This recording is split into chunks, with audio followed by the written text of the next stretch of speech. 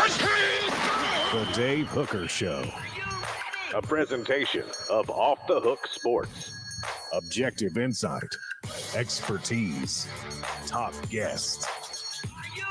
Available on YouTube, Apple, Spotify, and the Off the Hook Sports app. Download now for free. Also available on offthehooksports.com. I compute and obey. Now to Dave Hooker. Ready. My, what a difference a year makes, as Tennessee was coming off one of their most historic wins in the history of the program after the Alabama game last year. Had all the drama you could possibly imagine. And this one looked like it was going to be a one-sided affair. And what happened? Tennessee came out in the second half and basically laid an egg. Why? We'll talk about officials. Travis has already started, and I don't blame you. I thought the officiating was poor, is poor across the nation as a whole in college football. But still, Tennessee has some deficiencies that I mentioned in the summer, and we're going to discuss the state of this program. Is it on schedule to be a championship program in the near future?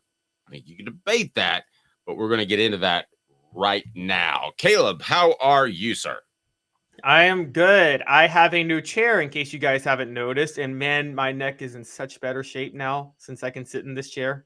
I was just thinking, does Caleb have a new chair? So you got me on that one. Let's go ahead and get rolling now. We want to remind you that portions of the program are brought to you by Andy Mason Real Estate, including what we're about to talk about, and that's the blame pie. And I want to hear you on the message board, the blame pie. What percentage are you giving to who? And you can include the officials if you would like to. Also, we will visit with Spencer Riley each and every Monday, which is just simply awesome. We will have our Torchbearer Awards. There were some standouts for the Vols, and the report card. I think Caleb was a little nice on that one after reading that. Well, we'll discuss.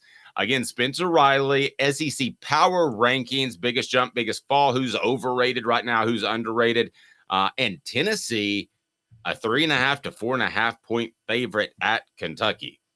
I may be missing something, but that seems incredibly robust to me after the way Tennessee played in the second half. Let's go ahead and get to today's tough question, brought to you by Andy Mason, realestate.com. Today's tough question. Take a side. Take a stand. The Dave Hooker Show, a presentation of offthehooksports.com. All right, today's tough question. We're going to play Blame Pie. How would you divvy it up? The column is on offthehooksports.com right now if you would like to follow along, by the one, the only Caleb Calhoun. And there's plenty of blame to go around. And you've got a little bit of everybody. When you lose a game like that you're dominating basically at halftime, there's blame to go around. No question about it. Now, let's talk groups, and then let's talk coaching. Let's talk specific players. And you didn't mention the officials, and I'm the guy who does not jump all over officials at every drop of the hat, but I did have a problem with what happened on Saturday, and a lot of people did too. So go ahead and click like and mash that subscribe button, and let's take a look at the blame pie. So I want to start with D. Williams at 5%. D. Williams, your thoughts? Yes. So D. Williams, I would say I want to, again, you could put this on the officials. So I'm separating officials versus what happens within the context of the game, if that makes sense. So we could do all of this as one compared to the officials. But what I would say is D. Williams, specifically, whether or not you blame the officials or him, either he or the official, somebody's at fault for that waving off of the kickoff that was then returned. Okay. Yeah. Which spotted Tennessee the ball at the 4-yard line, which then does kill drives. As you and I both know, you spot that totally killed that Tennessee drive. Josh Heupel ran it 3 times and punted because he felt like he had to. I saw D. Williams stretch his hands out. If he was trying to wave it off, that's a really bad move. You don't wave off kickoff returns. That's rule number 1 in football.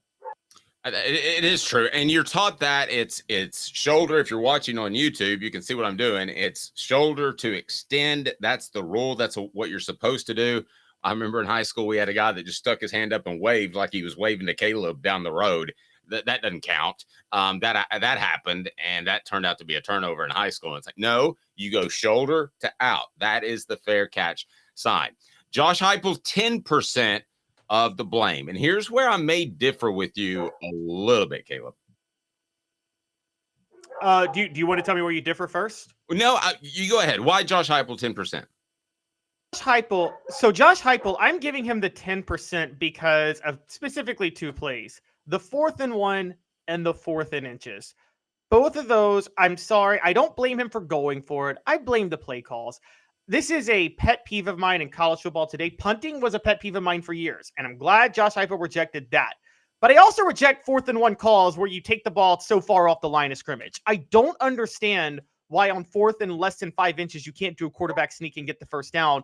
If Tom Brady was so perfect on quarterback sneaks his whole career, and he was, 6'2", like barely 200 pounds and super unathletic, and if Peyton Manning, as you know, was perfect on quarterback sneaks and was not athletic, you're telling me a 6'5", 240-pound guy can't get a first down on a quarterback sneak if he just falls the right way? You can't coach that?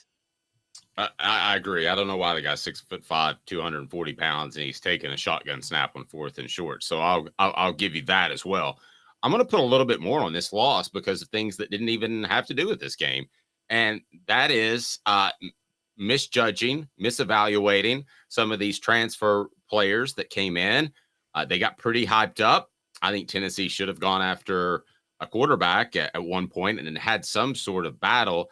And Joe Milton played great. I'm not here to rip Joe Milton, but I think there's a couple of different things that were done in the offseason that actually led to this loss. Okay, let's move forward. And it's brought to you by Andy Mason, AndyMasonRealEstate.com. Best service, best prices in the biz. And I tell you what, if you're in any sort of real estate buying or selling situation, he is your guy. No question about it. Everybody involved in the passing game, Caleb just lumps them all together at 15%. I don't expect you to break them down by 2.5%, 3.5%. So I'm fine with that. 15%, everybody involved in the passing game. Yes. And by the way, you can be, Bill O'Reilly had remember his segment back in the day called Pinheads and Patriots, where he would he would attack people for doing something stupid, but then give people credit for being patriots. And he would say, you can be a pinhead and a patriot on different days. Well, the passing game deserves a lot of credit for what they did on Saturday, but also made some mistakes on Saturday. So they're on both ends of this. And so they, the mistakes they made, there were just some issues. Joe Milton missed 2 throws in the red zone, Dave. The two field goals inside the 10-yard line should have been touchdowns. Joe Milton missed a throw on both of those. Our guy, Jacob Warren, got caught with a holding penalty on a screen that was bad. And he admits it. He admitted it yesterday on the interview with you that he misjudged a ball thrown to him in the end zone at one point. And then we got to call out the strip sack. That was on Joe Milton after me rewatching that. You got to get rid of the ball. You can't hold the ball that long in the pocket. That's just rule number 1 of football. And remember the Ramel. And then here's a big one. One of the 4th and 1s that they were stopped on was set up by a Ramel Keaton 9-yard catch. But remember about Ramel bobbled that catch? And that was the biggest reason it wasn't a first down. If he catches that straight up, that's a first down. And then there was the play where Squirrel White, who I give a lot of credit to for the game, but there was one play where he stopped running on a play that Joe Milton threw on the last drive. And that was a big deal too. All those little things add up to just, there were some passing game mistakes. And I will say Dante Thornton also had another drop in the one time he was in the game.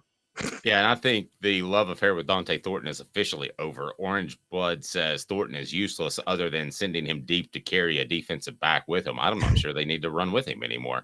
I think there's a hate affair with him now. I think people are enjoying hating him. It's almost like the Tony Harris situation. Overall, he was a good player.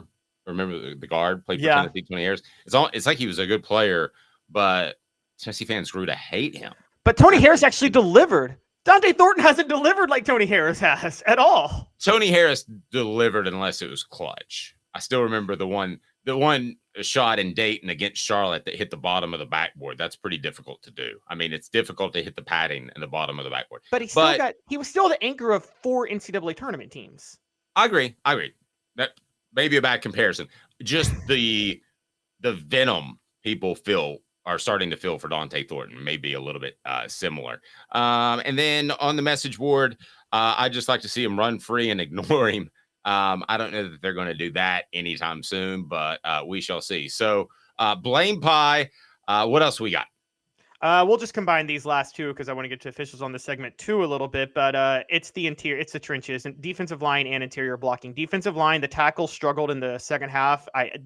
Omar Thomas and Omar Norman both had a tackle for a loss, but they couldn't get a push in the second half. I think they got tired. And then interior blocking, Tennessee never got the run game going, and they just could not run the ball. And so those two, they combined for 70% of the reason Tennessee lost. They lost in the trenches.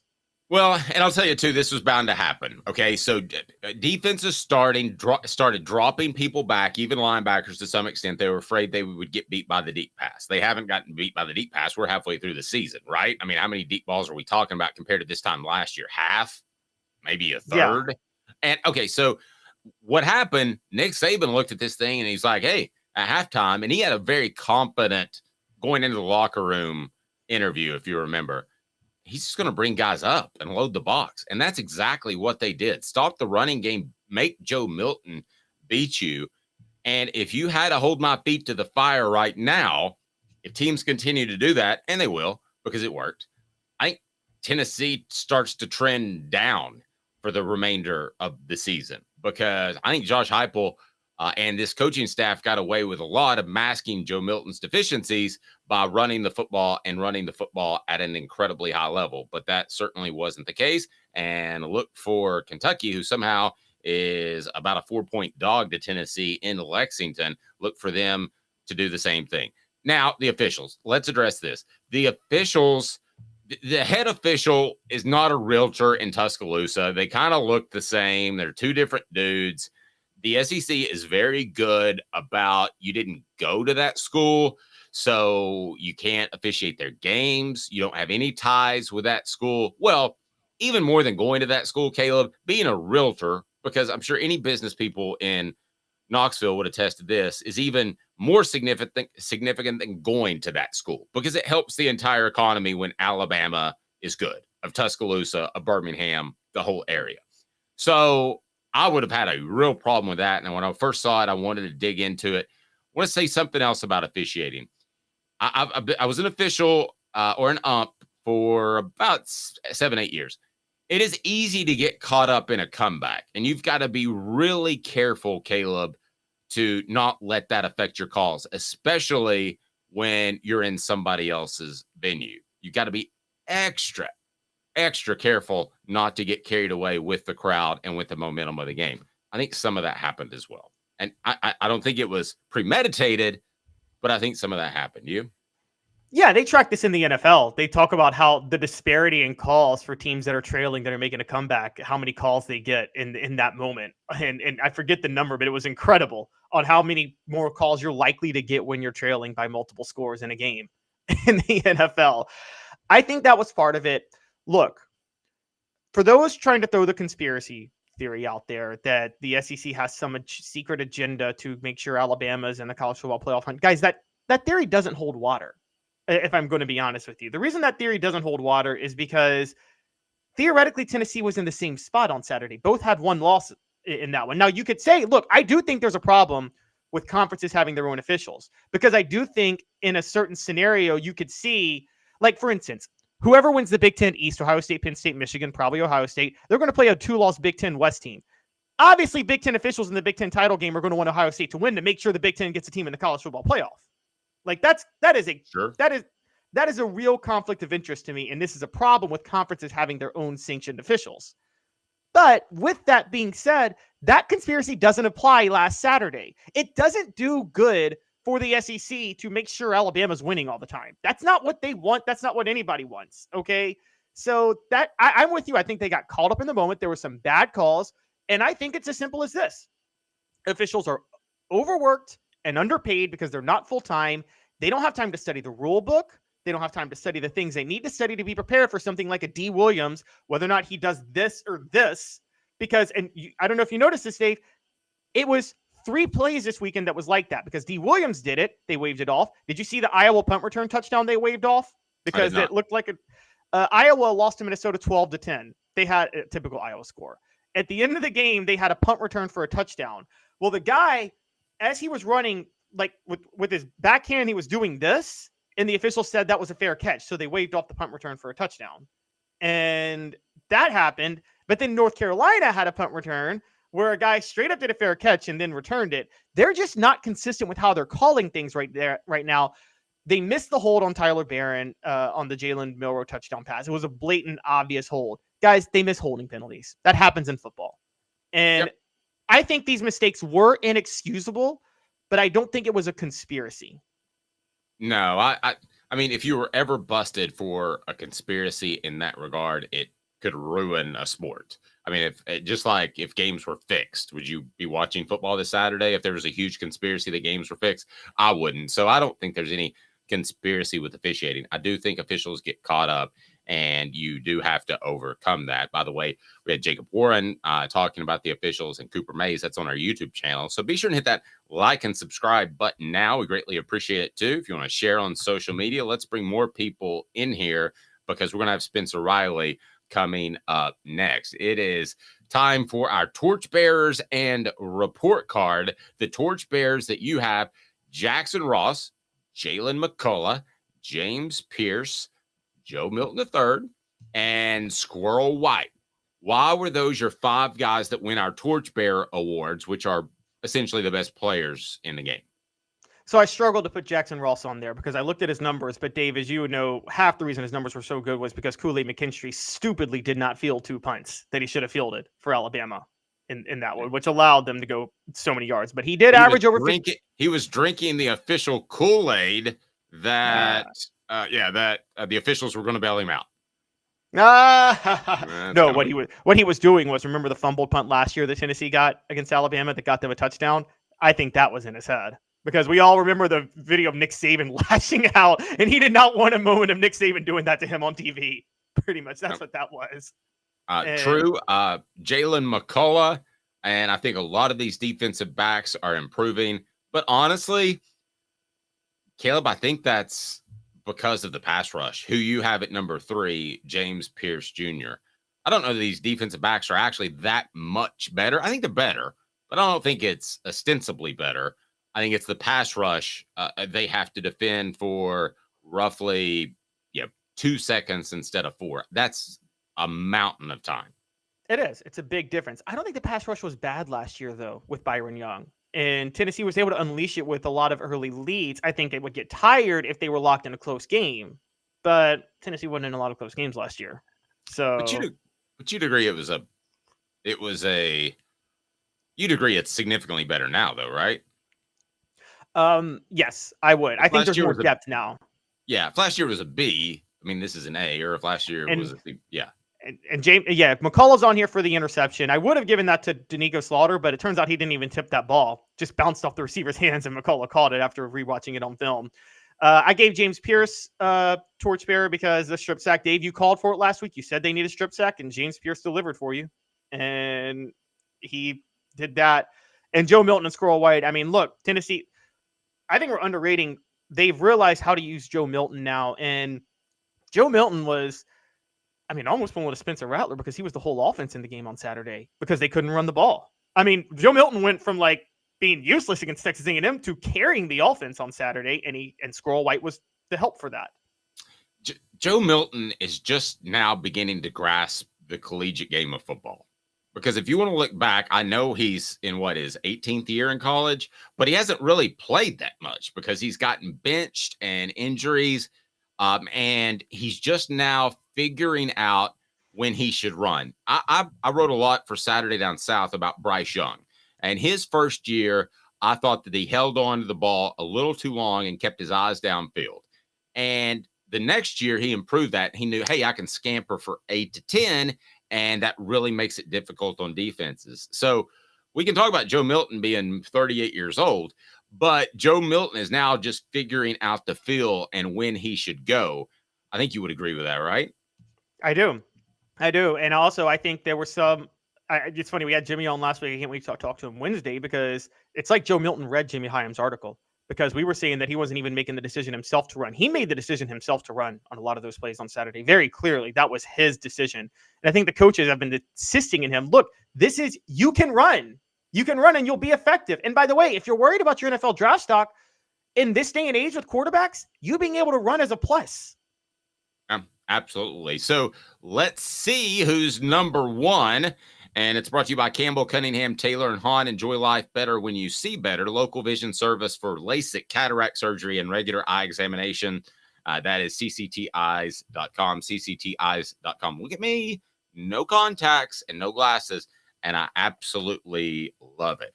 Number one, look, it's a Squirrel. Squirrel White. You had him number one. I can't argue with that. Joe Milton, a lot of his yards came from 2 amazing catches by Squirrel White on the opening drive. One, that first completion was behind Squirrel White, and he caught the slant, something Tennessee's receivers haven't been doing this year. We've been saying they need to be able to catch some inaccurate balls. Squirrel's the only one catching inaccurate balls right now. And then the touchdown catch was just incredible. So, yep, Squirrel's number one. 50 Cent has a line from patiently waiting with Eminem in this white man's world. I'm similar to a squirrel, and I'm not going to say the rest because it's very, very dirty. But good, thank you. As we grade the balls, let's take a look at quarterback number one. If Joe Milton's playing like this in Gainesville, we're having a conversation that Tennessee probably still controls all its own destiny, but he is just now coming into his own. And you gave him, I thought, a pretty generous and accurate grade.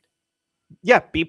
Joe Milton played well. He wasn't spectacular. I didn't come away from that game being like, this guy is like a generational talent, but I came away saying, this is what Tennessee needs out of Joe Milton to win games. And if he can do that the rest of the year, they'll be fine. Absolutely agree. And as we go down the list, you've got running back C. If you wanted to, you could write I and C as an incomplete, because they just didn't have any opportunities. Yeah, I agree. I said when I do incomplete for me is a C because that's just straight average. It's like when I grade presidents who die when I historically used to grade presidents who died in office within a year, which there were a few. No, seriously, there's a president, William Henry Harrison, who died 30 days after he was elected. How do you grade his presidency? Okay, and I'm like, okay, he's a C. Well, he wasn't in it for the long haul, so that's a D for me. What he did was he decided to be a man. He decided to drink DC water in the 1840s. And give the longest inauguration speech in history in the winter when he was the oldest president elected at the time.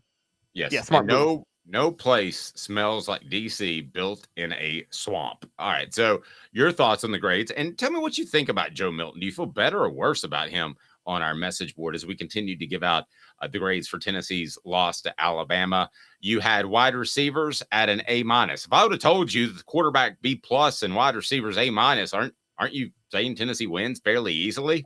Yes, I'm saying they win very easily. Did not see that happening. But if it wasn't for a bobble by Ramel Keaton, it'd have been an A+. And also Squirrel White stopping a run on a play. But I mean, at the end of the day, still an A-, still pretty good. And also technically kind of in the receiving game, tight ends B- because of the McCollins-Castle touchdown and the blocking. But again, that holding penalty by Warren, and then just that I had to give it down to a B- because of that. All right. And the offensive line gets a C-. I think you were a little bit generous with that, to be honest with you. To me, a C would be it. They played. I would be more along the lines of a D. I'll just tell you that. I think Joe Milton was protected well for a lot of the game. People are going to talk about the strip sack. I still put that on him more than I do the offensive line. And part of the reason they didn't run the ball well is if you go back and watch, Alabama was closing the interior gaps. They sold out to close those gaps as much as possible, which was why Joe Milton was able to run a lot around the outside. And so I think part of that was scheme more than it was how they played. Give me the defense quickly because we have got to get to Spencer Riley, who is killing it at Jeff County. Run the defense down before we take a quick break and get Spencer in here. All right, so we got defensive tackles at a C+. First half, A+. Second half, D-. And so I gave them a C+. Edge rushers, a B+. James Pierce Jr. had the strip sack. Tyler Barron would have had a sack if he was not held on a blatant call. Joshua Josephs had a sack and a pass breakup, but they didn't do enough in the second half for an A. Linebackers, a C, similar to the defensive tackles, tale of two halves. And my generous secondary, I think, is a B-. They were balling until Kamal Hadden got hurt. And outside of that one busted coverage on the Miller touchdown, I think they were fine. Kicking game is an A. Return game because of the D. Williams penalty is a D-. All right. 2 minutes, Spencer Riley. We love visiting with him, and he's killing it as a head coach. Maybe Tennessee calls him and gets an offensive line coach out of this thing. We'll discuss 2 minutes. He's shaking his head no in the little cue. He likes where he's at, and Jeff County's doing fantastic, and I'm so happy for Spencer. 2 minutes, and we're back with Spence. Sun, sand, and salt water, the beach is a very relaxing place. Unless you wear contacts. Ow! Open your eyes to the best the beach has to offer with LASIK vision correction from Campbell Cunningham Laser Center. Sports Treasures in North Knoxville is one of the South's largest sports cards and memorabilia dealers, featuring over 10 million sports cards from vintage to modern. Sports Treasures carries a full line of hobby boxes, singles, autographed memorabilia, Tennessee Vols collectibles, fan cave decorations, and so much more. See a museum full of collectibles at Sports Treasures, 4819 North Broadway in Fountain City, and Sports Treasures on Facebook. Sports Treasures, where the real sports fan goes to shop. Have you seen the latest TriStar Hats Co. product? TriStar Hats Co. What's that? You know, those really cool hats, shirts, tumblers, and even license plates with 3 stars like the official Tennessee flag and stripes like the American flag. Pretty patriotic if you ask me. Gotcha. Seen those. Those are cool. Where can I get them? Simple. TriStarHatsCo.com. And if you order now, there's 10% on any order $50 or more. Plus, use the promo code HOOKED. With the promo code HOOKED, you get 10% off. That's hooked. And don't forget free shipping with any order over $50. Stock up at TriStarHatsCo.com. That's TriStarHatsCo.com. There are plenty of wannabes out there, so make sure you go to TriStarHatsCo.com for the best quality and customer service. Will do, and I'll be sure to use the promo code HOOKED. That's hooked when I do to save an additional 10% off. TriStarHatsCo.com. TriStar Hats Co. is a trademark of TriStar Hats Co. LLC. Any use without express written consent is prohibited. A college football tradition like no other. Yes, sirree, boys and girls. Or a guy that just won't leave. Wow, that is sad. The Dave Hooker Show. YouTube, Apple, Spotify, and the free Off the Hook Sports app. A presentation of Off the Hook Sports. Back to Dave Hooker. All right, here we go. It is one of my favorite segments of the week. It is Spencer Riley joining us now, former Tennessee offensive lineman, VFL center. And Spencer, how are you, sir?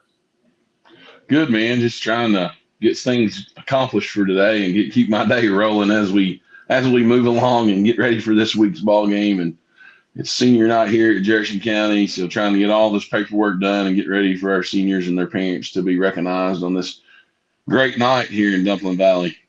Yep, no doubt about it. And you guys could get a first-round home game, right? If you win this Friday, we've already locked that up, so we're definitely the number 1 seed in our region. So we will host the playoffs all the way through until we are done playing, or we end up in Chattanooga.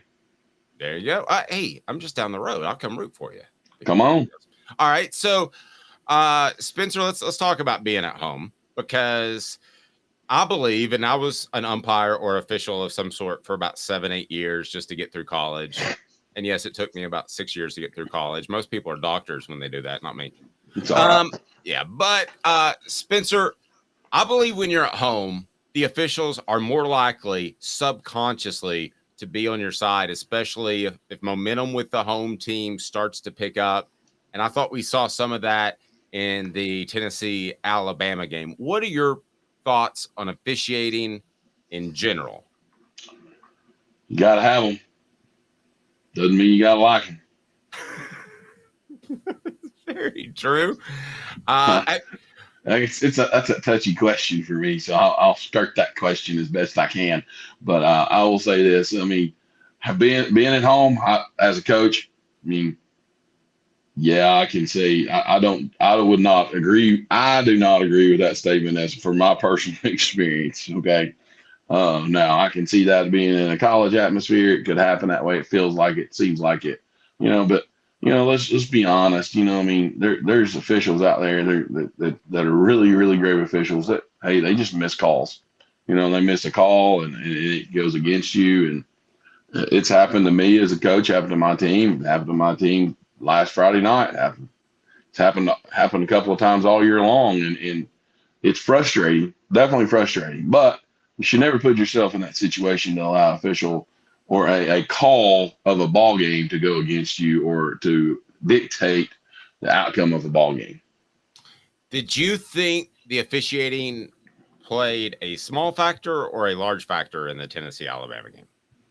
Well, I think it's a small factor, but, a lot of people will say, I'm trying to be a little bit more politically correct because of the field I'm in here. So I just want you to know that.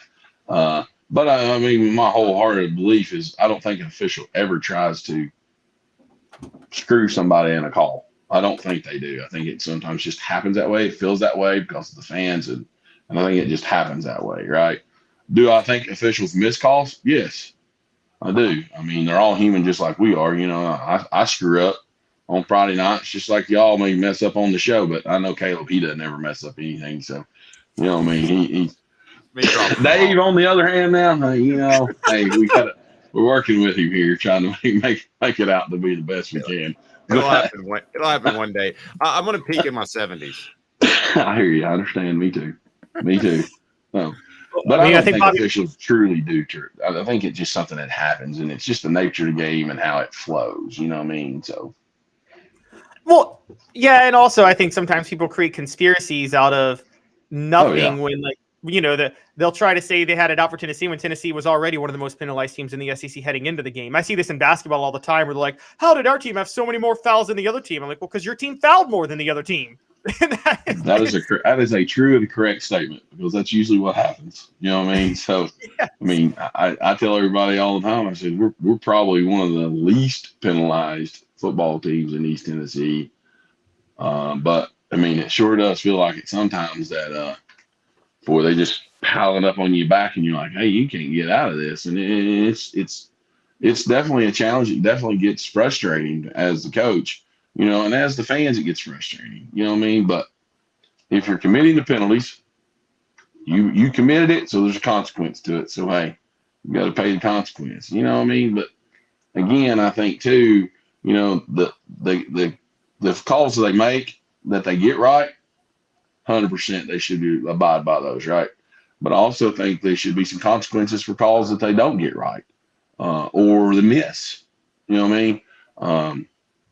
I'm graded on wins and losses, right?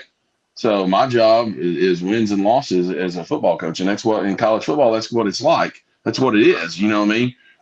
Officials should be graded. They don't grade a certain level. They should be held accountable for their actions. And just like us as coaches, we're held accountable for our actions. So, you know what I mean? You need to make sure that people are somehow held accountable for their actions as they play a part of the football game. Yep, completely agree. Spencer's appearance brought to you today by Herald Group Security Solutions, leadership, experience, specialization, addressing problems through unique mission-specific mitigation techniques. These are highly trained individuals that can make schools safer, working with private schools. Now I want to get into public schools. So just go to your school administrator, you want your children to be safer at school, and mention Herald Group Security Solutions. They've already had a couple of calls, and we're glad to hear that because let's keep our children safe at school. Again, Herald Group Security Solutions. Spencer, I had this thought last week, and I know Nick Saban watches the show every day, so I didn't share it because I didn't want to undermine, Tennessee's chances. Sure, but I'm looking. Yeah, he does. He's a big fan. He oftentimes comments under Tall Nick. Tall Nick. Yes, there's irony there. And he I thought, why aren't teams loading up the box with the way that this running game is going and still a questionable quarterback in Joe Milton? And I felt like Alabama didn't do that in the first half, but adjusted and loaded up the box in the second half. Did you see that, or am I on base at all? I mean, I think they did a lot better job of doing what they do. I mean, Alabama, they're going to do what they do, defensively, and they're not going to deviate from that. They're going to have wrinkles and stuff for you each and every week. And do I think they committed some more guys to the run? Yeah, I do, because I thought they thought their front and their box was better than Tennessee's offensive line. And that has been the case, for the majority of the last 15 years. You know what I mean? But I thought going into the ballgame, Tennessee had definitely. I thought they had an advantage, or it was a push, slight advantage, or a push that Tennessee was better in their front. Yeah, Spencer, so you thought it was more of a push than a schematic issue? Because I thought Tennessee's issues running the ball was more just Alabama was selling out to stop those gaps in the middle. Well, yeah, that's what I meant. I mean, but like Alabama, I thought Tennessee had the advantage going into the game in their offensive line over Alabama's defensive front. That was what I wanted to make sure I get there. But, I don't think that, when they outload you in the box and you're trying to block 8 with 6, it's kind of hard, and they always try to have one more than what you do. And then with Joe Milton running the football, so now you have to count for him. So you got 7 counting your O-line and your tight end, extra back, whatever you want to make it be, your whoever that may be. So they have to commit one more. So you got some one-on-one opportunities, and you got to win those one-on-ones. You know what I mean? I think we dropped some balls in the second half that cost us. You know what I mean? You do have to complete some balls down the field to loosen that defense back up, and we didn't do that. So it's either lack of execution or just drops, or bad throw. I mean, it's one of the two things that happened. For in a totally different scenario, you guys oftentimes before that 98 game when you beat Florida faced a situation that probably the two best teams were either in Neyland Stadium or in Gainesville to start the season in September. And then suddenly you need a lot of help to get involved back into a championship game. I thought after the Florida loss this year, Tennessee could still work their way back into the college football playoff if they ran the table. Now they need a whole lot of help. What's that mindset like when you go back to practice? Well, I mean, I'll just be honest with you. I didn't know if they would be a playoff contending team at the start of the year. You know what I mean? And just there's a lot of questions that had to be answered. And there's still a lot of questions that's not been answered, or they've been answered a little bit. You know what I mean? So, I mean, I think they're sitting about where they need to be or where they should be. You know what I mean? They needed to win. They needed to win one of the two big rivalry games, Florida, Alabama. Had to, you know what I mean, to have that chance. And, you know what I mean, that was a struggle. It was, for me, I like to see us beat everybody, especially Alabama, Florida. I don't like neither one very much at all as a fan, you know what I mean. So, you know what I mean, where they sit and what the kids are going to do right now, hey, it's all about the choices they make, you know what I mean. It's about how much you love Tennessee. It's about how much you want to continue to build the program, or are you just willing to say, hey, look, I'm done. I'm taking my talents to the NFL. If you get kids that start doing that, and I get it, you know what I mean? But at the end of the day, some of these kids are making more money now than they'll ever make in the NFL. So, you know what I mean? So they better do their part and keep competing and trying to go out and win football games on Saturdays. Yeah, I think Dante Thornton got a gold parachute retirement in college. Sorry, Caleb, go ahead. Spencer, I want to flip the field a little bit because we're talking about the Tennessee offensive line and the trenches, but I felt in the second half the defensive tackles weren't getting the same push they were getting in the first half. Do you think that had to do with the offense not being able to stay on the field as much more than anything else? Man, even when you don't stay on the field as long, in the second half, your defense can kind of get a little tired. You know what I mean? I don't say they got tired. I don't know. You know what I mean? I'm not there day in and day out. So, I mean, I just thought they got bullied there in the second half a little bit. You know what I mean? In the middle, I thought Alabama said, "Hey, look, we're better than you. And we're going to go out here and prove it." As a former Vol who keeps up with this program very closely, let me ask you a pretty simple question. Last year, things broke right for Tennessee with the exception of the South Carolina game. Georgia, I thought, was just a better team. But when you win 11 games, expectations get raised for the next season. Do you feel like this program is under Josh Heupel is on a good schedule to be a championship contender. Do you still feel that? Oh yeah, 100% I do. I don't question that, because you gotta think about this. You know what I mean? And when I was at Tennessee and we won 2 SEC titles and a national championship there, right? We played. There was max you could play 13 ball games. Am I right there, Dave? Is that right? If you played the SEC champion, yes, that is correct, with a bowl game. Yes, with the bowl games, so 13 ball games, right?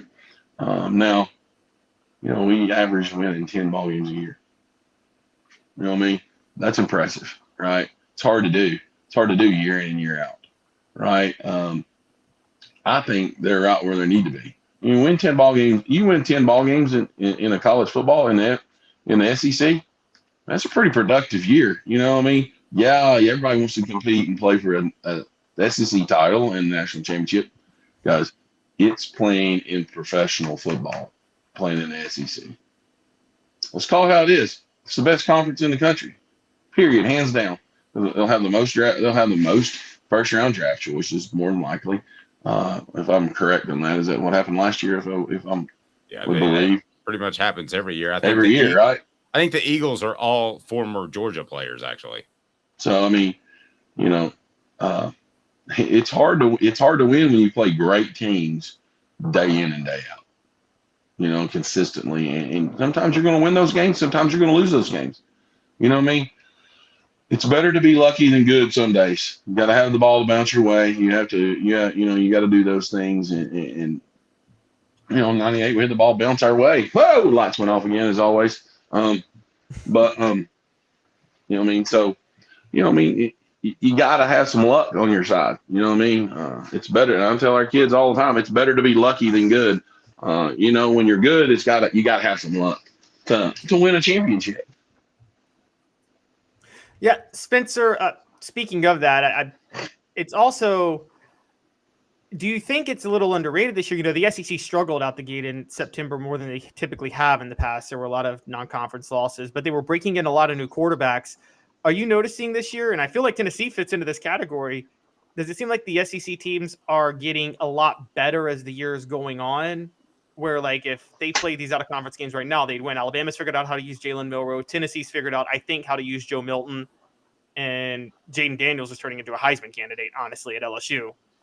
Yeah, I do. You know what I mean? It's hard to simulate the game speed for quarterbacks in practice. You try, you do your best, and you work at it, and you compete, and you go out there and do those things day in and day out. And, you know what I mean? Sometimes it clicks with them, and sometimes it just takes longer.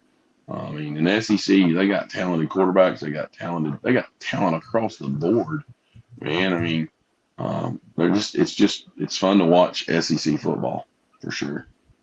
I'll tell you this too, and I'm guilty of it. I think that thought it was just all offense. It was all scheme.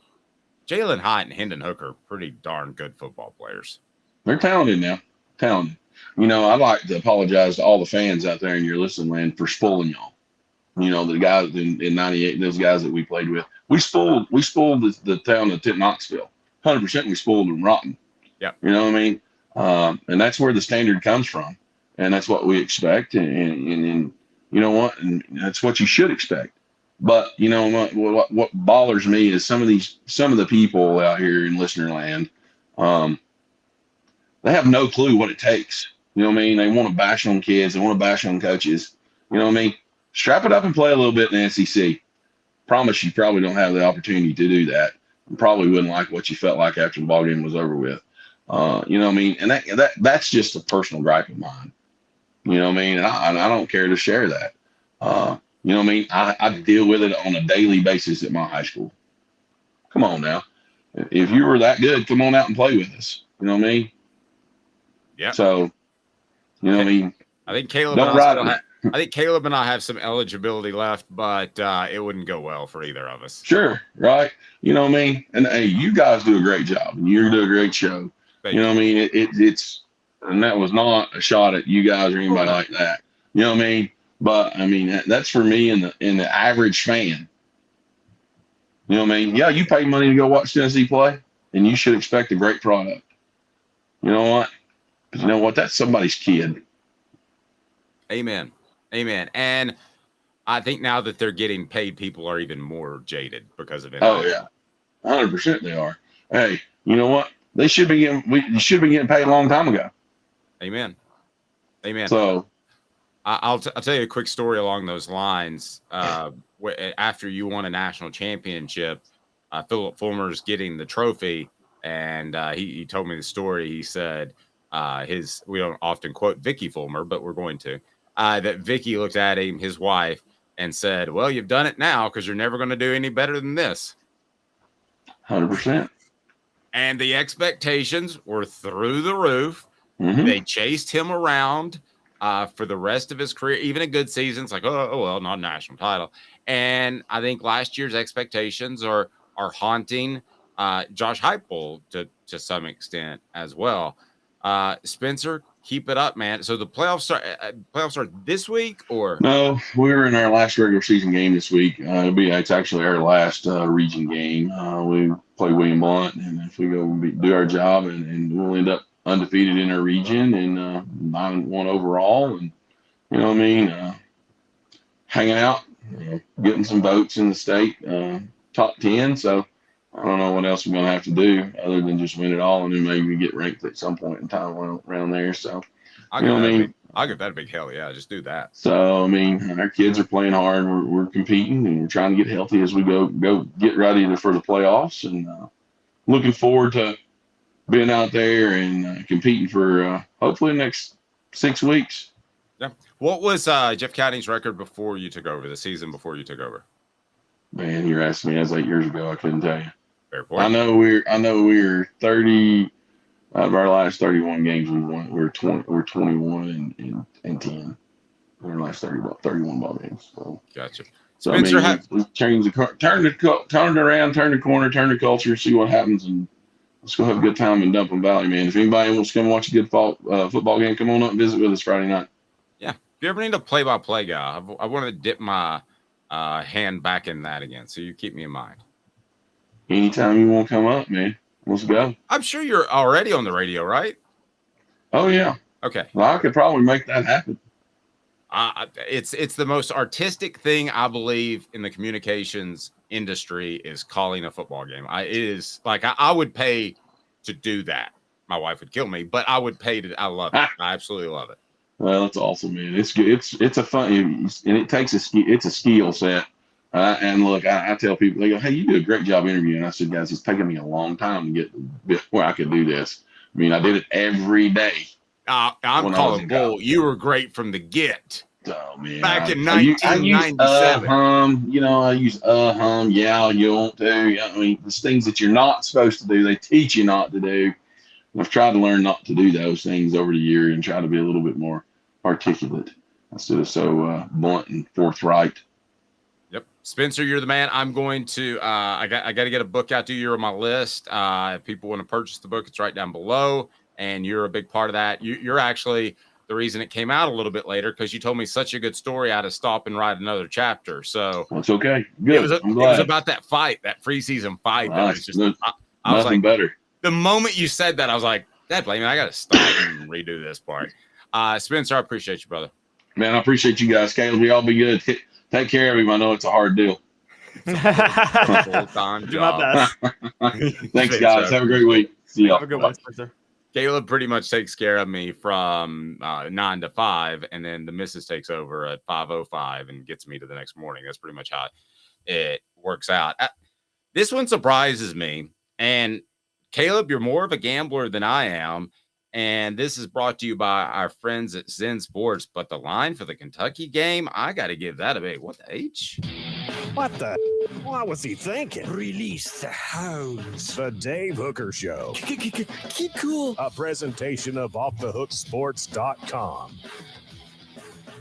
Zen Sports, the new sportsbook in Tennessee. Wait till you see what the line is. Revolutionizing the way you earn sports betting rewards. That means no more deposit bonuses that turn into deposit nightmares. On Zen Sports, what you see is what you get. With their cash rewards program, you get a lot of cash for a welcome bonus. Earn an unlimited 5% cash back on your betting volume for your first 15 days when you sign up with promo code HOOKED. That's HOOKED.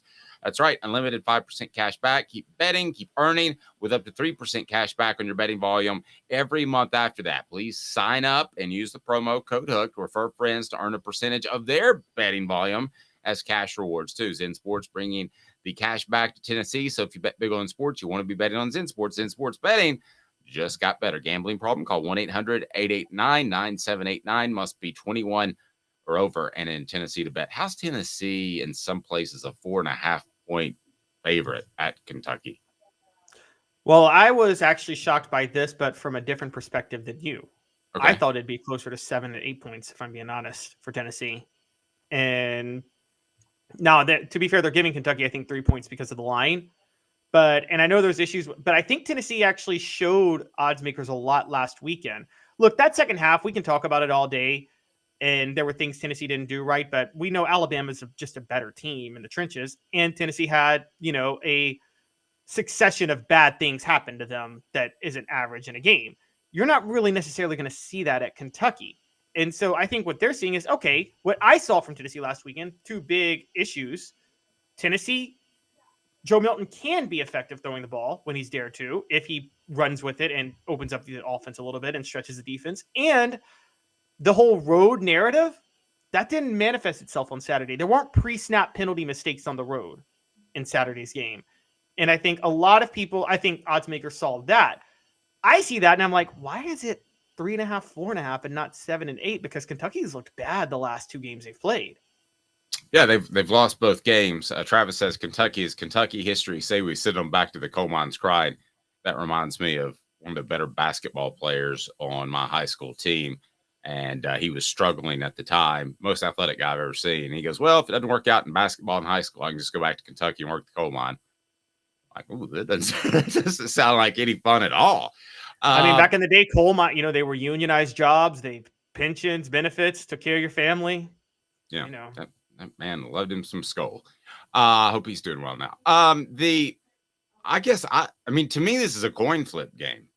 And I say that, and maybe I'm factoring in the mentality of it a little bit too much. This Tennessee football team, and Spencer was right, they weren't ready to play for a championship this year, but they sure thought they were, right? And now you don't have that to play for. So I could easily see Tennessee showing up flat. It's funny that you think it should have been higher and I think it should have been lower. Caleb is the guy you should listen to in gambling. There's no question about that. But it's a total coin flip. This is one of those games that if you gave me the whole list of spreads, I wouldn't touch with my money for anything. No, I would not touch that with my money. I'm curious. You'll make a pick, I know, but would you touch this one, or is it scary on both sides? I'm staying away from this too. I would not tell anybody to touch this one. Particularly with now we don't know what to expect. Tennessee has turned into Alabama in this way. Alabama's been impossible to gamble on this year because they've played so differently in every game. And Tennessee has now fit that mold because of how they played last Saturday. You don't know what Tennessee you're going to get. You don't know if they're going to be the run team that beat Texas A&M or if they're going to be Joe Milton airing it out. And I think that makes things very difficult. There's three things working against Tennessee. One, the questions about them on the road. Two, Kentucky coming off a bye. Three, and you and I've talked about it, Dave, this team playing at night. However, I think Kentucky practices early in the morning too. So I think that'll actually help Tennessee in this one. And so this is going to be tricky to figure out. I will say a lot is riding on this game. I don't know if you know, Tennessee fell just to get this out of the way. They fell 4 spots to number 21 in the AP poll and 5 spots to number 20 in the coaches poll. There is the 2 lost teams ahead of them right now are Notre Dame, LSU, and then Duke in the AP poll. Funny enough, but I guess that's because, again, they're giving Duke credit for beating Clemson, but Clemson's not looking good, which we're going to address later. So I don't see how you could say Duke's ahead of Tennessee right now. But yeah, I think that Vegas is a little bit higher on the Vols. I think if you're doing a futures odd, Dave, this is because there's at Kentucky, at Missouri, and Georgia at home. What would your guess be the record of those 3 games? Ask me that question again. Kentucky, Missouri, and Georgia. I'm setting the over-under for wins at 1.5. Well, yeah. I think they'll win 2 of those 3 games. So you think they go 2-1 in those 3 games? Yeah, I still think they beat Kentucky. It's just not a number I would touch. If they beat Kentucky, and this is a big deal, we have to point this out. If they beat Kentucky, then at that point we're talking 8-4 is a minimum for this season, which is not a bad transition season. 9-3 is still on the table too. Well, wait a second. 8-4, just okay. Transition year. No. I Team's again. good at this. No. I'm gonna have to disagree with you on that. This is a 9-win football team. Well, they could still win 9 games if they win their bowl. Well, no, I'm talking about non-regular season. Tennessee you and I never... both know that we don't know the bowl scenario. Does the other team want to be there? I never count those. This should be a 9-win regular season football team. Period. Tennessee has won 9 regular season games once since 2007, and that was last year. Okay, we're forgetting where this program has been and how bad the program was for a long time. Caleb, this is Josh Heupel's 3rd year. It's a trend. Yes, but he lost a lot of talent that Jeremy Pruitt brought in. He had a very thin roster. Okay, then where does it go next year when it's all his players? Are you telling me that Pruitt's players got Tennessee to 10 wins and it wasn't Heupel's offense? How about Let me ask you that, actually. Let me ask you that. What percentage of Tennessee getting to 10 wins in the regular season last year was Pruitt's players versus Josh Heupel's coaching and his offensive scheme? I would still say it was Heupel's coaching. But Pruitt's players had a role. 70-30? Yeah, I guess that's a good one, 70-30. I'd go 70-30. Well, if it's 70-30 and he's that good of a coach, they should win 9 games this year. Let's also bring this up. Let's go to history real quick. And I just want to bring this up historically. Different scenarios, I know, took over a totally different program. Dave, 93, Philip Fulmer's first full-time season as head coach, right? 93, after the whole 92 debacle. Fulmer goes 10-2, top 10 team, a historically great offense with Heath Schuler. What happens in 94 when Fulmer has to replace a lot of talent? It's his 2nd year. He's technically an ascendant coach, but what did he do? He had a drop-off because he had a lot of young talent, and they went 8-4. But Tennessee went 8-4, but you were okay with them going 8-4 because you're thinking, okay, they're 8-4, but you got a future with Peyton Manning at quarterback and a bunch of great talent from the 94 class. So I think this team is kind of like the 94 team. Okay, I see that. On the message board, Mr. Jones says, Hooker with this defense, we would be national champs this year. I don't know about that, but I would say Hooker and Hyatt.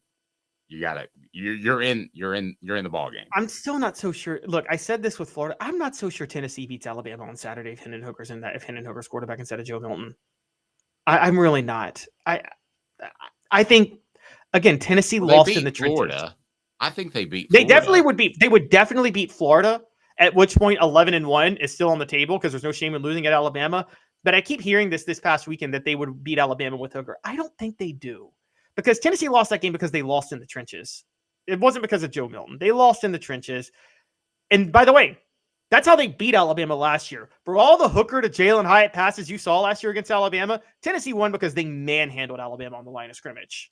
And the only reason it was a close game is because Alabama had this guy named Bryce Young, a generational talent at quarterback who I would have traded 10 draft picks to get Bryce Young in the NFL last year. I want to take a second to go to our message board and you tell me, and you can also comment on Twitter if you're watching that way, and we'll be sure and check that. But I want to get a couple of people to tell me, is 8-4 a disappointment? Because I believe firmly it is. So go ahead and tell me what you think. 8-4. I think this should be a 9-win football team, especially we haven't discussed this, but let's factor in the SEC's down, right? It's not as I'll get to this in the next segment with the power rankings, but I will say it's not as down as I thought. I think that I think the quarterback changes are why the SEC struggled so early in the year. And I think it fuels your argument for the 12-team playoff because teams are bringing in new quarterbacks and need to learn things at the beginning of the year. And I think this is not the same Alabama team that lost to Texas. Let's just call that what it is. They figured out how to use Jalen Milroe. And LSU, I think they would beat Florida State if they played him again. Jaden Daniels looks like the best quarterback in college football right now. And I think I agree with that. There's not a lot of great quarterback play right now. So my question is, would you be okay with Vols winning just 8 games this season in the regular season? And you say that's okay. That's a good thing. I think it's just below what you wanted. I think you wanted 9-3 or 10-2, but I don't think it's a panic like 7-5 or 6-6 would have been. I don't think it's something that makes you worry. Like, for instance, in 2016, when Tennessee went 8-4, Josh Dobbs' senior year, that's when you worried about Butch Jones because they were supposed to win the East that year, and they went 8-4. I don't think that's this. I don't think it's the same as going 8-4 like they did in 2016. Here's what our message board says. Green Wave, 8-4 is a slight disappointment, though it is basically what we should have been expecting preseason. We had too much hype coming off the Orange Bowl. Truth to that. Yes. Travis says 8-4 is a disappointment. 9-3 is good. 10-2 is exceptional. That's where I am, Travis. Orange Blood said 8-4 is C-. I agree. I think that's below average. There we go. Charles, though, agrees with Caleb that this is How about this? Transition year. 9-3 is no, I'm kidding. 9-3 is par. 8-4 is bogey, but it's not a double bogey. Okay, it's just a bogey. Okay, are you 100% sure this team is going to avoid a double bogey? I mean, you would. That they would have to lose to. They would have to lose to Kentucky, Missouri, and Georgia. They got to beat one of those teams. They're going to beat one of those teams, right? Yes, and this talk that I was a big part of in the summer. If Nico is the quarterback, yes. If not, no. There's a real argument to be made, and I'm going to go back and kind of contradict myself, that it would have taken Nico every bit as long to adjust to the college game as it has Joe Milton, which it has because he really hasn't played that much, even though, and I made this point earlier, he's that much older. I think Nico could have had some very similar struggles. Caleb, the one thing that I will continue to say that I've been told from within the program several times is that he's darn ready and he's darn accurate. And darn accurate might be the difference in a game or two. Now, do I like Nico behind Ollie Lane in Gainesville? No. Do I like Nico having to run a one-sided offense because they can't run the ball in Tuscaloosa? No. And but I don't think that you can guarantee. See, if I would have either had a real quarterback competition, and if Nico wins it, he wins it, or I would have gotten him some real playing time. The UTSA game is the one I pointed to, and see where things are. At this point, though, it feels like Joe Milton's kind of got his sea legs, right? Yeah, this is Joe Milton's. Like, this is his team, and it's the rest of the year for him. And there's not going to be a moment where you bench him, where you say the season's lost because we can't do this, because it's Kentucky, then it's UConn. And if they don't play him against UConn, okay, put it this way. If Tennessee loses to Kentucky because Milton plays poorly and you don't play Nico against UConn, then you're not putting Nico in the rest of the year. David says, get Mays to stay with some serious NIL money. Well, I'm doing my part. And I'm not so sure that won't happen, by the way. That he could stay? Well, Yeah. I've talked to him about it. I mean, I don't mind sharing. It wasn't an off the record conversation. You know, the plan was for him to go the whole time. Now, he didn't know that he was going to have the hernia issue, and the plan was for him to go. The plan was for Jacob Warren to go last year, or after last year. So, yeah, I think if Cooper Mays looks at his draft grade and it says the 4 to 7 range, which is a huge variance, and injuries are going to be an issue with Coop, even though there's nothing any of us can do about a hernia, okay? As a matter of fact, it means you're working really hard. But he had injury issues 2 years ago, so that's going to be a factor. I think if he sees a draft grade of 4 to 7 and he thinks that he could help himself, yeah, I think there's a chance he stays. If you held me down to a percentage, I think he's 70% gone. But we've got a lot of football left to play. Yeah, exactly. And also, Cooper Mays, knowing what he knows now, could focus next year on just staying healthy, so he could actually himself choose to get a surgery if he needs to in the summer. Or he'll probably go a little light in spring to try to get fully healthy, this day, and then conditioning and things like that. I think Cooper will make sure that his body is, because a hernia, anything like that, that's like a wear and tear injury, right? It's not a freak accident. That's a wear and tear on what you're doing and you hurt it, right? It's usually kind of a strain. It's kind of a strain thing. And Coop works incredibly hard in the weight room. just go ahead and factor this under coaching. Why was that not diagnosed in April? And the surgery was in April. I mean, these guys have some of the best medical professionals in the world. You don't just pop a hernia in the middle of camp. As a matter of fact, you're lifting less. Yeah, a hernia is literally it's like a stress fracture. It only comes because you've been putting pressure on something for a long time. It's not a freak accident where you broke your leg turning one way. Okay, isn't that part of coaching then? Yeah, no, I think that's a big part of coaching. And I think that I thought from the start that Josh Heupel was desperate because he knew he had issues at center and he didn't want to open up any possibility that Cooper Mays couldn't go. And so what was the mindset that Cooper Mays makes it through with a significant hernia injury and then that hurts his draft stock? If that's the mindset, I don't like anything about that. I think Heupel was trying to convince himself that Cooper Mays was healthy.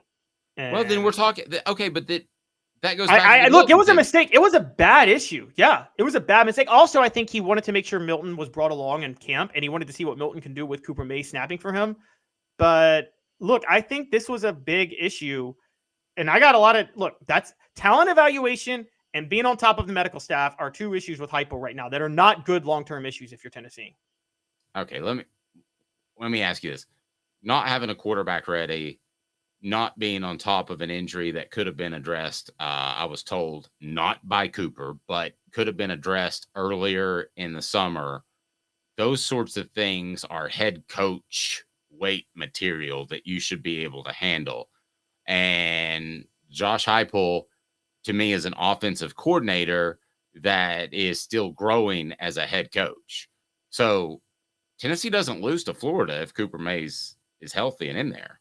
So, I mean, you have to put that one on Heupel, right? No, I totally agree. I totally agree on that one. That one goes on Heupel. Well, I'll tell you what, Sports Treasures, carrying over 5 million sports treasures and so much more. Follow on Facebook for the best sports memorabilia daily updates. So go to Facebook, go to Sports Treasures TN, Sports Treasures TN, and that's on Facebook, and get those updates because they got great stuff coming in about the Vols and other sports memorabilia as well. Sports Treasures in North Knoxville. You'll love them. And okay, one thing that's been addressed a couple of times on the message board, how much of Tennessee's struggles, if at all, are Alex Golish leaving for South Florida? None. It's a change in personnel. Yeah, I tend to agree with that. So I was just curious where you stood on that. I think it's a change of personnel. I think whoever is the offensive coordinator, whether his name's Halsley or Golish, I think you're talking about a guy that is essentially running what Josh Heupel wants him to run, the same way that Nick Saban over the years, his defense has been what he wanted it to be. I don't think they're having major say. I think they have input. 2 minutes. And coming up, we're going to have our SEC power rankings. Where do the Vols fit now? And maybe not as low as you think, because, again, losing to Alabama, the way it happened is frustrating, but losing to Alabama in Tuscaloosa is not the end of the world. Your comments and our power rankings up next. Stay tuned. Off the Hook Sports. Got cataracts? We can fix that. Never miss another moment. With a little help from Doctors Campbell, Cunningham, Taylor, and Hahn at cctis.com. Hi, I'm Rick Terry, and we at Rick Terry Jewelry Designs pride ourselves in the highest quality craftsmanship from a family-owned business here in Knoxville for over 35 years. At Rick Terry Jewelry Designs, we also take pride in being an affordable option for all your game day accessories, especially those fire opals. At Rick Terry Jewelry Designs, we want to be your jeweler every day and especially on game day. Go Vols! Hi, Mike Davis here with City Heating and Air, reminding you to always dare to compare. Our team provides quality local heating and air service, installation, and maintenance across East Tennessee. We use only the best equipment like American Standard heating and air conditioning for your residential, new construction, or commercial needs. Honesty, dependability, and customer satisfaction have been the cornerstones of our business since 1961. City Heat and Air. Dare to compare. These mountains hold and defend a spirit. Far better than moonshine. A drink that holds flavor, that becomes necessity. A hard cider made and relished by folk who are as hearty as they are legend. A refreshment that can only be found in one place. With a taste that makes you say, give me 3 bottles of the good stuff. Tennessee Cider Company, where necessity can be found. Who's this guy? Hello, who is it? The Dave Hooker Show. Who? A presentation of Off the Hook Sports. What? YouTube, Apple, Spotify, and the free Off the Hook Sports app. Back to Dave Hooker. Green Wave says that the thing befuddling many of the fans is how Milton just isn't the guy he was back in January. I promise if he could run the offense like Hooker, CJH, Coach Josh Heupel would dial that up. I agree with that. Pretty much knows that he can't run it at the same level, right? Yeah, he can't run it at the same level, and this shouldn't be baffling. If you've watched college football long enough, guys, bowl games, I've said for a long time, you throw them out the window if they're exhibitions. It's even if they're not exhibitions, even if they're like actual playoff or national championship games, it is such a long layoff, Dave. You're off for a month or a month and a half. Plus, you got teams that don't really care. Plus, you have opt-outs. I've been on the soapbox for years that bowl games should never be read into. That 98 national championship game Tennessee won, that was not the same Tennessee team that went undefeated during the regular season. That was an ugly football game. And so, I've never liked it. It fuels your argument for the college football playoff because the worst part about bowl games historically has always been the fact that you're not getting the same teams because they're off for a month. No, I agree. Let's get to SEC Power Rankings right now, and it's part of Four Downs. Four Downs brought to you by our friends at Tennessee Cider Company. Four Downs is now. 4 downs. 4 questions. 4 answers. The Dave Hooker Show. 4 Downs. A presentation of offthehooksports.com. All right, let's get to the power rankings and explain again for those that are new to the program. Be sure to hit that like and subscribe button if you haven't already, because great stuff with the Celebrate 98 series. Jamal Lewis coming up this week.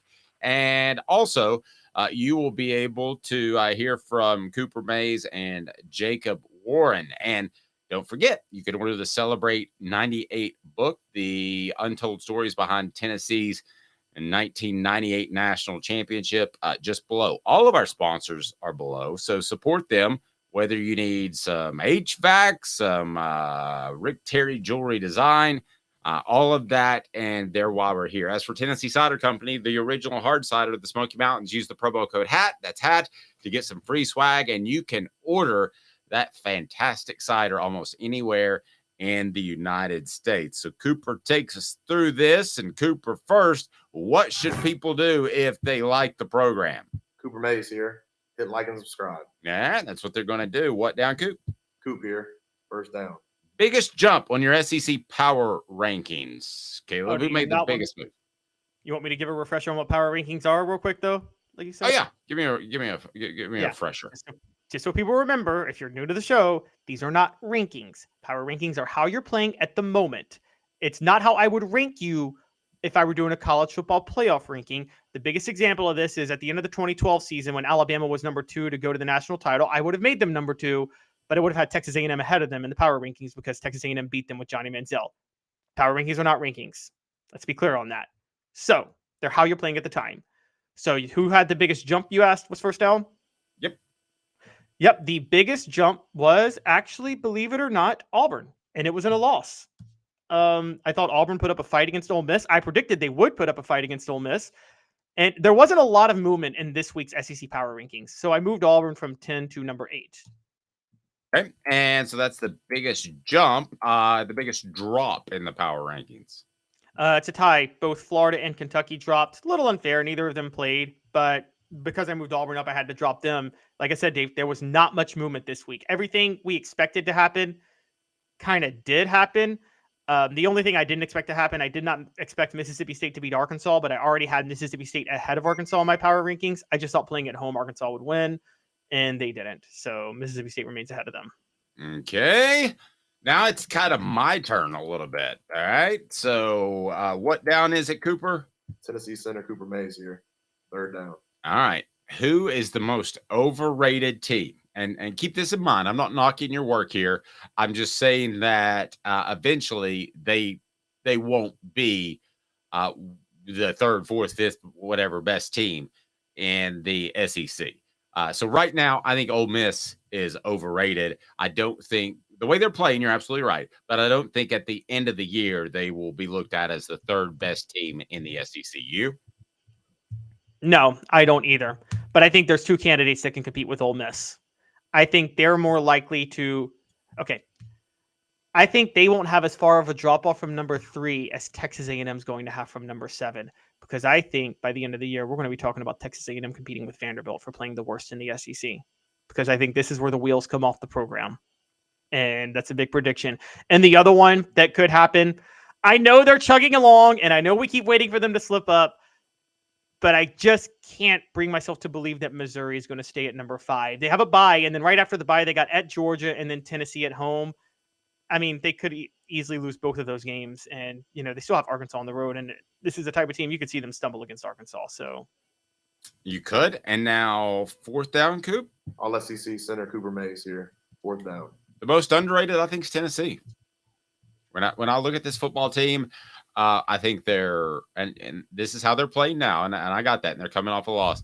I think they're better than Missouri. I think they're better than Ole Miss. And I think it's a coin flip concerning LSU, which you and I were both very high on in the summer. So because of the way Joe Milton played, this is my argument, and the way he could play in the future if he continues to do so, I think Tennessee is the third or fourth best team in the SEC. I can't tell if you're smiling because you agree with me or you think I'm an absolute idiot. No, it's just because you named somebody that I'm going to name, and my bias is going to show again. Travis, get ready to come down on me, because the most underrated team for me is LSU at number 4. LSU was low-key, guys, a potential 2-loss college football playoff contender. They are balling.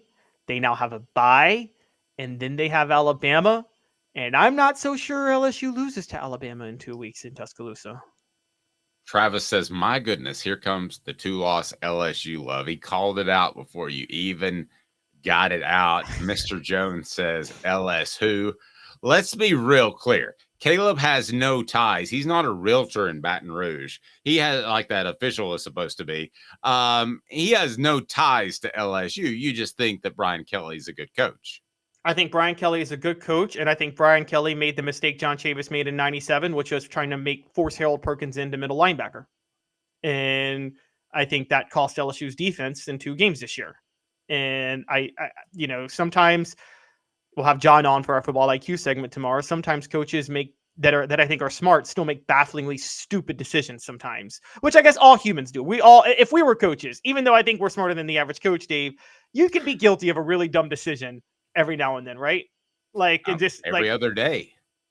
Yeah, exactly. So, and that one was bafflingly stupid, but LSU's offense, guys, look, again, Jaden Daniels he may be the best quarterback in college football right now. And, and I'm going to get to that in a minute, but I think that LSU, they're the best 2-loss team. They're not out of it. And I know it's Army, but 62-0 against Army is still pretty good. I love Travis. Calhoun, CALHEUXN, going a little Cajun for me. Go Tigers. Yeah, and Caleb is the mascot, LOL. Gotta love that. Travis also says LSU will lose 2 more, and they will go 8-4 next year too. Boom. Boy, it's hard to go. If you're any sort of coach, it's hard to go 8-4 consistently year after year at LSU. That talent is so good and so tied to the state. That would you have to work at it to not play for an SEC title almost every 3 years at LSU. I mean, even during the Nick Saban dynasty, Les Miles won the SEC title in 2011. And if it wasn't for that fluke Oklahoma State-Iowa State game that Friday night that got Alabama to the rematch with LSU, LSU under Les Miles, who was one of the worst coaches ever, wins 2 national titles. By the way, I keep bringing this up. Alabama got into that game because Les Miles voted Alabama number 2.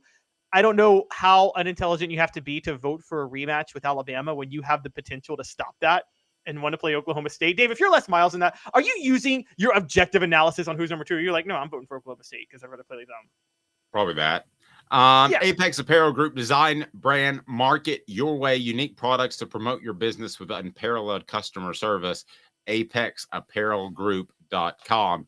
And also, I want to remind everybody, this stuff is so cool, and it's close to the holiday season. So what would be better than a book and a product from TriStar? And when you look at TriStar, they have the official Tennessee State emblem on it for the Tennessee State flag. Just go to TristarHatsCo.com, TristarHatsCo.com. They've got a really cool smoky looking hat. So go ahead and get on board and use the promo code HOOKED, and you'll get 10% off. The promo code HOOKED, and you'll get 10% off. And here we go. People just ripping Caleb. Brian Kelly is overrated. We'll see. We'll see. I don't think so. I think getting Notre Dame without being able to skirt some academic issues and discipline issues like you can in other schools was pretty impressive. So week 8 recap, your thoughts on what happened over the weekend. Texas, Oklahoma, Oregon, Washington, all nearly fall. Is there an elite program, not just in the SEC, but in the nation this year? Well, I can't say there is. And this is where me and Dave would totally disagree.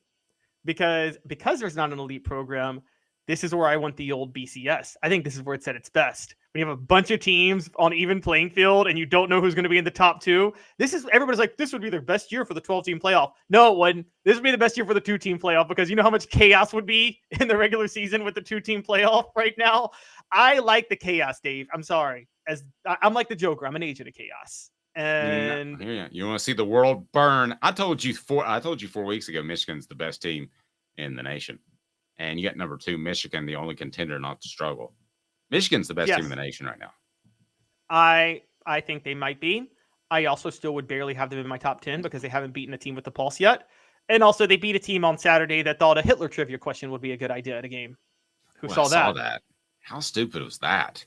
A big picture of Hitler on the Jumbotron. I mean, to me, the trivia itself is not bad. It's like, it is a trick question, like, where was Hitler born? Because everybody would say Germany. You know, he was actually born in Austria, but he was a German nationalist, so he believed that Austria was part of Germany. The same with Stalin. He wasn't born in Russia. He was born in Georgia, not the state, the country, for all of you SEC guys out there. He was born in the country, but Stalin thought that Georgia should be a part of Russia. So nice trivia, but yeah, maybe don't have a full-on picture of Hitler taking up the whole scoreboard when you're doing that.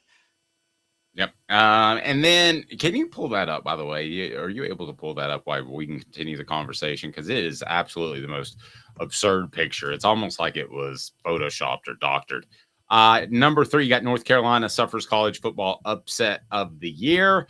The Tar Heels have been good for one bad upset a year. Isn't that just depth, though, at the end of the day? I mean, they lose to Virginia 31-27, and that's a surprise. Virginia is not very good, but that to me speaks to depth. And it's tough to get real depth at a program like North Carolina, like they would have at Alabama or Georgia. So somebody gets tweaked, somebody has a bad game.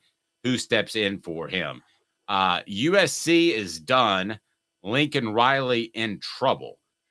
Lincoln Riley's Trojans lost their 2nd straight game and their 3rd to the Utah Utes since he and Caleb Williams headed out west. Now, with 2 losses, they are all but done in the college football playoff race. And I'll tell you something else that a scout told me, and you may have heard this reported elsewhere. I forgot to get to it last year. Lincoln Riley has reached out to NFL teams. He has said he just wants to coach till he's 50, and I believe he's in his early to mid 40s. So you might want to take that shot at the NFL, and he might be able to package himself with Caleb Williams, which you couldn't do before because you don't know when he's going to get drafted. But Caleb Williams is, I'm sure, making great NIL money in LA. So he could say, I'm going to pass on the draft. I'm going to come back, or I'm going to sit out a year and get drafted by somebody that will hire Lincoln Riley. That sounds insane how they could manipulate the system, but I wouldn't be surprised at all if that happened. I wouldn't, but Dave, I think like Caleb Williams 2 weeks ago was all like, 2 weeks ago, he's like, I may not go into the draft if the team I don't like is not picking number one. Then after he loses to Notre Dame, by the way, not before, after he comes out and says, I'm not going to be drafted by a team unless I can get ownership stake in them. And I'm like, what leverage do you think you have, bro? And then he comes out and loses to Utah. So Caleb Williams may not have this type of leverage that he thought he had coming out. This isn't a John Elway prospect or an Andrew Luck prospect coming out that is like the best prospect in a generation. This is a guy who won the Heisman last year in a system that has produced 3 Heisman winners. He's as good as Eli Manning coming out. Eli Manning manipulated the system. He's not as good as Eli Manning coming out. You don't think so? He's not. That's surprising me. Okay. Eli Manning single-handedly had Ole Miss a play away from winning the West in 2003 when they had no talent around them whatsoever. Okay. I think he's every bit the NFL prospect that Eli Manning is. And I said this for a while. He holds the ball too long trying to make a play, and Lincoln Riley runs the wide splits offense that Josh Heupel runs. It's not going to translate to the NFL. David says Heupel and Milton are going to do the same thing. Yeah, I don't want to be too mean, but I think an NFL team would be like, we'll hire you if you promise you won't bring Joe Milton. Is that too mean?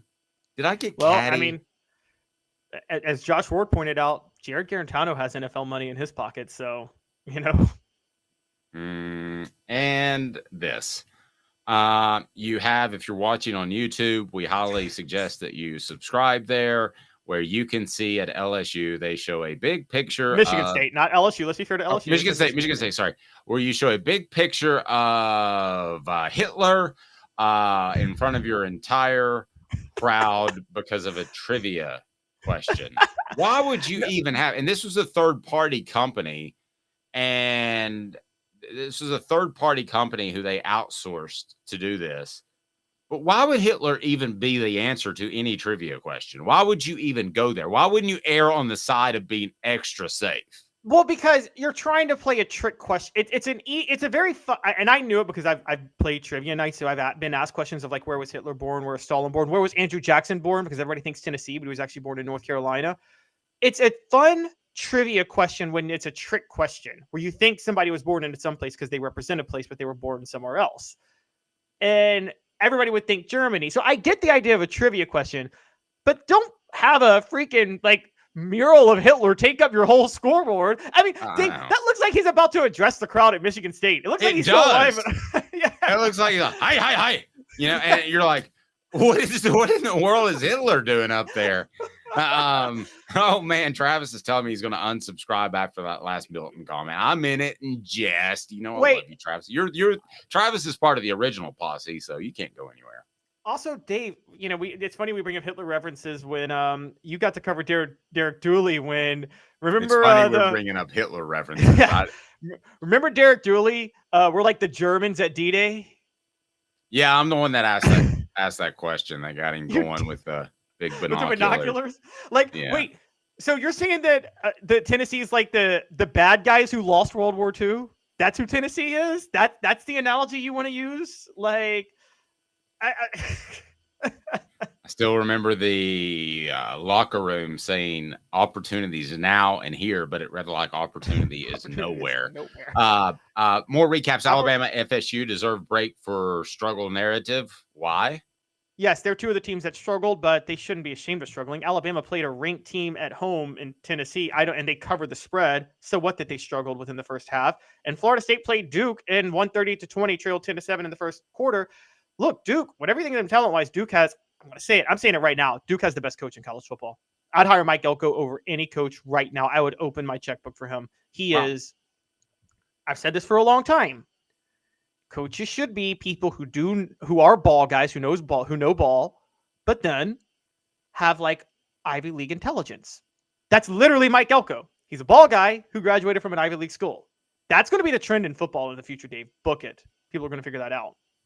Are you telling me that Eli Drinkwitz couldn't have graduated from an Ivy League school? Because I am. Ohio State keeps winning ugly. I think Ohio State's like a better version of Tennessee right now. They have more talent, but their quarterback play's been Clemson's elite college football run ends. I thought this before the season started. You've got number 9 Arkansas pulls the first firing trigger of an assistant. Well, we all like Sam Pittman, especially some people, because he'll talk to anybody. We could have Sam Pittman probably on the program tomorrow. Yeah, it's not an exciting way to win, and it's a hard place to win. And running the football is boring nowadays. So you sell less tickets, and that shouldn't matter. But I sometimes think that an AD, Caleb, tell me if I'm crazy, would rather have a Josh Heupel type offense that would win 10 games as opposed to a Sam Pittman offense that would win 11.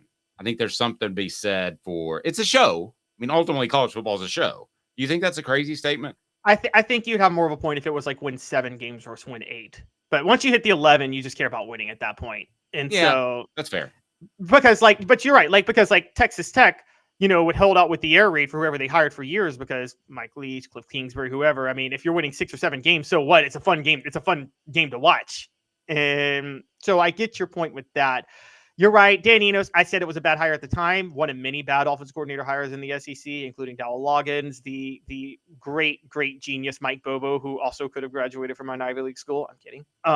But yeah, I think Dan Enos was the worst of the hires. And so I think that Arkansas, look, they got to do what Nebraska has to do. If you're one of those schools like Arkansas and Nebraska, where it's just really hard to recruit, you just got to find somebody that has an offense that has never been touched or tried before, that no one knows how to defend.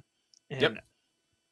And back to the Heisman race, wrapping up the weekend. You've got Michael, don't look at my Penix, number 1, Jaden Daniels, number 2, Dylan Gabriel, number 3, number 4 is Bo Nix, Jordan Travis is number 5, which I know that pains you to say.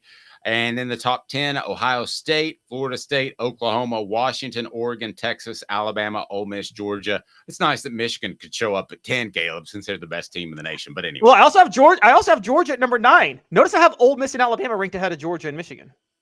And that's for a reason. Schedule strength matters. By the way, Dave, I almost put LSU ahead of Georgia and Michigan. And I'm not even kidding, because Georgia and Michigan, Boise State played harder schedules when they were going undefeated in the 2010s than those two schools I play right now. I mean, honestly, Tulane played a harder schedule in 98 when they went undefeated than Georgia and Michigan have played right now.